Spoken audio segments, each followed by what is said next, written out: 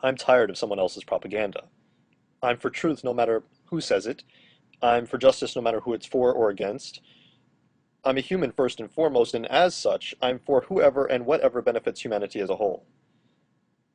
Al-Hajj Malik al-Shabazz, also known as the late Malcolm X. There are those who insist that there is a conflict between science and religion, but I question whether anyone insisting such comprehends either science or religion. The function of both can be discerned, and I maintain the scientific method can assist in bringing about an understanding of religion. There are channels that promote science education on YouTube, such as the NCSE, the National Center for Science Education, 2, vloggers such as DawahFilms and Thunderf00t. The latter began as activists to expose the dangers of creationism. As such, does in fact promote a conflict between science and religion. DawahFilms started his YouTube channel in order to serve as a reference for those who sought to defend science and debate creationism. He saw so much misunderstanding and misinformation about scientific issues and sought to provide clarity and well-reasoned arguments against creationist rhetoric. Thunderf00t also started out as an activist vlogger, and shortly thereafter the focus of his channel shifted towards refuting creationist claims. He gained considerable popularity with his series, Why Do People Laugh at Creationists? Venomfang X, a radical Christian creationist blogger, was Thunderf00t's most notable opponent.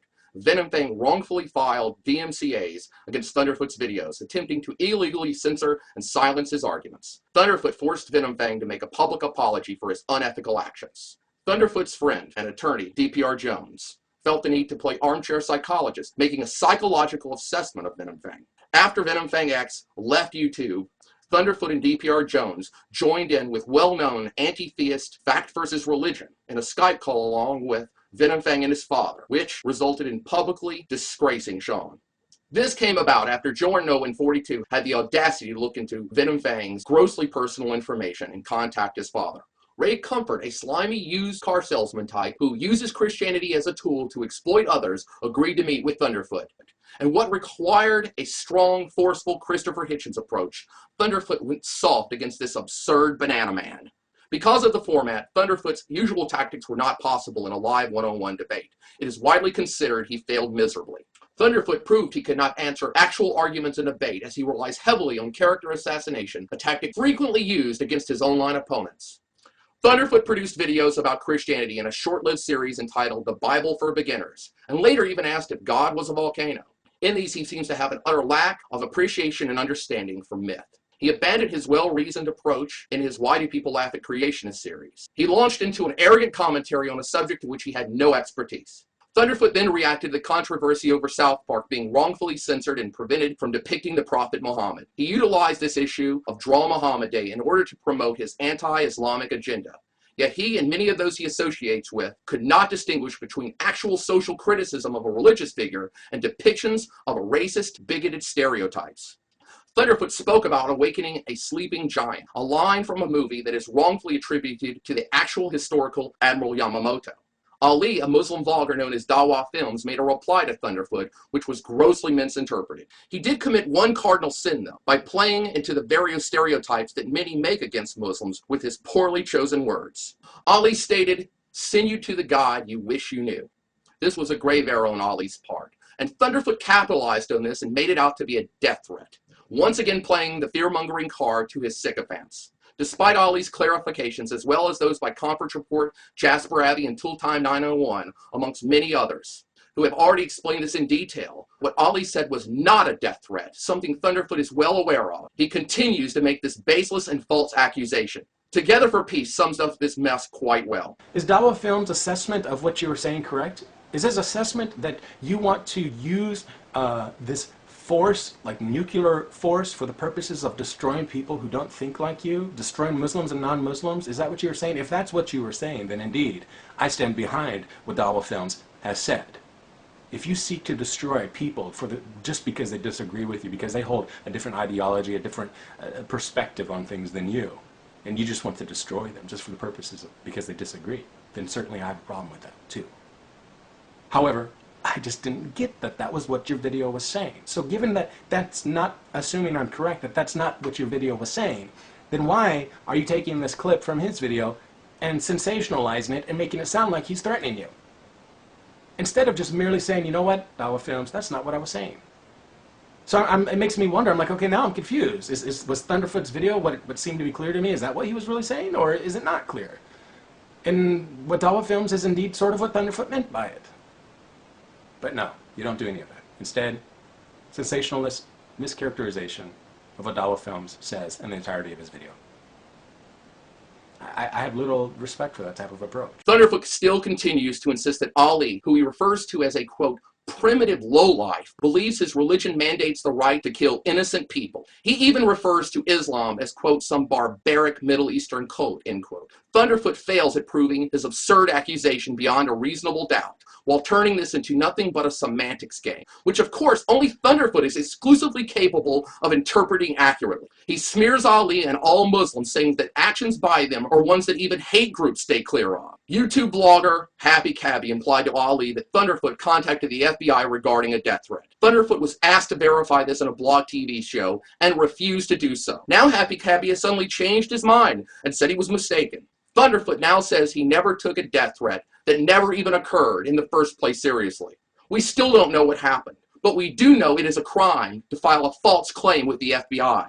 Ali was targeted by Thunderfoot's sycophants with a hate campaign, which Thunderfoot has never publicly objected to. This has continued for 5 months, with Ali receiving death threats and excessive cyber harassment, despite his numerous attempts to clarify his statements and reason with his detractors. So why doesn't Thunderfoot wish to speak out against bigotry, cyberbullying, and harassment, all done in his name, an activity which he regularly complains about being carried out by theists in the name of God? Allegations were made that Ali was after Thunderfoot's personal information. Ali's search for information was never a secret, though. It was well known, as he did so publicly in full light. All the information Ali sought was in relation to who Thunderfoot was professionally, not where he was or could be found or any other grossly personal information. There was no malevolent intent whatsoever. Ali stated in a Skype chat log with Dixie Comic, and I quote, "I just want to make it clear because I have no interest in hurting him."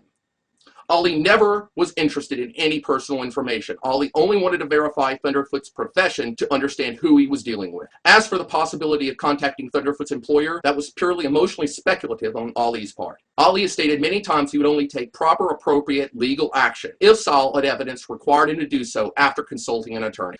DPR Jones also said at one point, when he acquires information on another user online, that I don't intend to use them, but I like to be armed with info just in case. He dubiously obtained the grossly personal information of Venom Fang X through unspecified methods and had the audacity to send holy water via Peter Popoff to his address. I also realized that I was wrong when I said in part 1 that I hadn't disclosed your information. I have. I disclosed it to Peter Popoff. I hope you enjoy the spring water I sent you. After seeking Venom's address and contacting his parents through Jordan 042, he and Thunderfoot make the claim that Ali has crossed some inexcusable line. This is the absolute height of hypocrisy. DPR Jones and Thunderfoot have cried crocodile tears on this matter. There is also an accusation that Ali was interested in hacking Thunderfoot's secondary YouTube account, and such has been explained as joking by Ali. Ali is a Muslim, but to be stereotyped as an evil terrorist without a sense of humor is cynical and malicious. I question whether Thunderfoot is capable of telling the difference between humor, prose, and poetry, especially when it comes to religion and anyone who is religious. Regarding Islam, Thunderfoot states, quote, "I believe the world will be a better place when in 50 years, if this anti-science attribute to the religion is diminished or the number of people practicing the religion is diminished." Well, I've heard this argument before regarding atheism and homosexuality, how such is immoral, counterproductive to human civilization, and that the latter spreads disease. If only we could just educate these fools out of such nonsense. Thunderfoot is to have us believe he is non-biased when he has stated he agrees with Eagle Eye that moderate Muslims are the ones too cowardly to blow themselves up while cheering on the actions of violent extremists in the back of their minds. For people like Thunderfoot, a true Muslim must be a terrorist.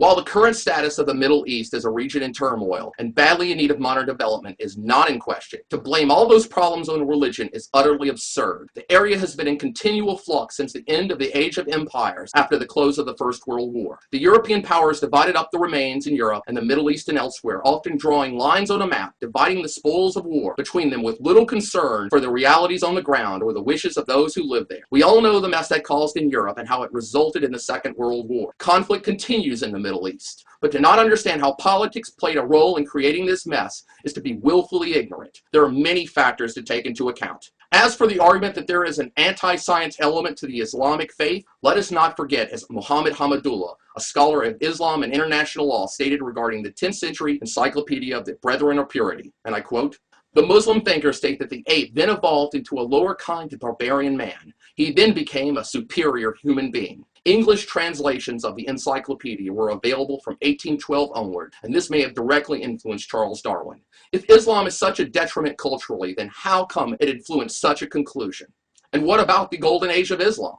Thunderfoot responded to Coughlin by diagnosing him with histrionic personality disorder. This is reminiscent of D.P.R. Jones' diagnosis of Venom Fang X. Thunderfoot, if an argument is made against him, concludes that the person making the argument must have some kind of mental illness. This is consistent with his history of character assassinations. This was also used in Soviet Russia as a draconian manner of suppressing any and all critics. Thunderfoot, who so often accuses others of cowardice, continually behaves like a feckless thug when it comes to arguing and presenting his case here on YouTube. He has continuously ignored or refused to address well-reasoned criticism. When this has failed, he has resorted to the self-same tactics he has so utterly condemned creationists for using. When he has faced those with an actual understanding of the issues, he slithers away like the snake that he is. Though he attempted to respond to Deland and Cole, Thunderfoot showcased his failures to communicate, to comprehend another's point of view, and fairly respond to criticism. Alexander Hamilton wisely pointed out that I have thought it my duty to exhibit things as they are, not as they ought to be. Wasn't it the aim of the Thunderfoot channel to have science at its heart? Yet, now he pushes a conclusion and cherry-picks evidence to have such neatly fit together to reflect his own biased conclusions without citing evidence. Using your own videos to push an East versus West mentality that paints a black and white perspective while promoting stereotypes does not reflect utilization of the scientific method.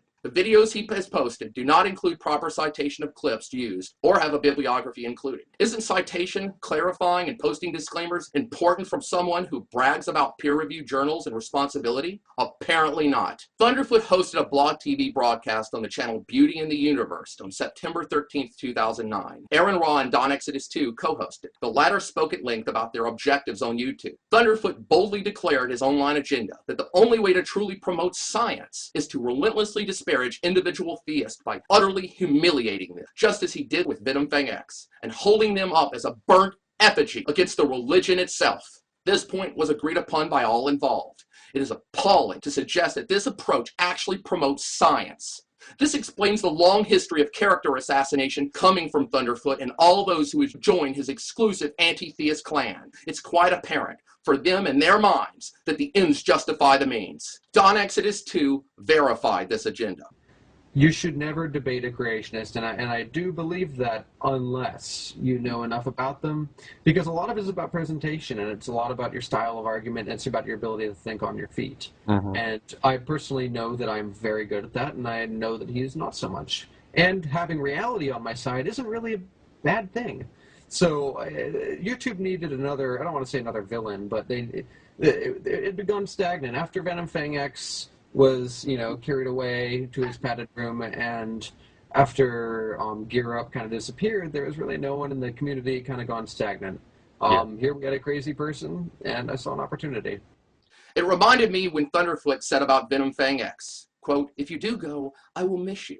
It will be hard to find someone as worthy as you for being the poster boy for creationist stupidity." Is it any surprise that Thunderfoot went from this ad hominem campaign of referring to Venom Fang X as PCS, the poster boy for creationist stupidity, to referring to Ali, DawahFilms, as Piss, the poster boy for Islamic stupidity? So they play armchair psychologists, judging and condemning their targets as being mentally handicapped, maligning their character with droves of followers who harass and ridicule them to their breaking point. Is it conscionable to attack someone you believe to be mentally ill? Is it ethical to attack someone based on their inability to properly understand religious text? Is it scientific to preach certainty of absolute truth? I am for criticism of religion, but this isn't valid criticism. It's malevolent. Now the objective is no longer the advancement of science, but to prey upon others they deem to be intellectually inferior in order to inflate their own egos. Worst of all, they do so in the name of logic and reason. Thunderfoot and Don Exodus 2, you may be scientists offline, but you are certainly not scientists online with this vile agenda. Finally, consider what Tooltime 9901 recently noted. Socrates said that if he were ever to be be shown to be wrong in an argument, that it would be a benefit to him rather than harm, because the person that was right simply stays right. But Socrates would have been purged of one more false point of view. I am always baffled by people who zealously guard their opinions and defend them against all objections, even when they are wrong, just because they seem to value thinking they are right more than actually being right. I know where I stand on this. Do you?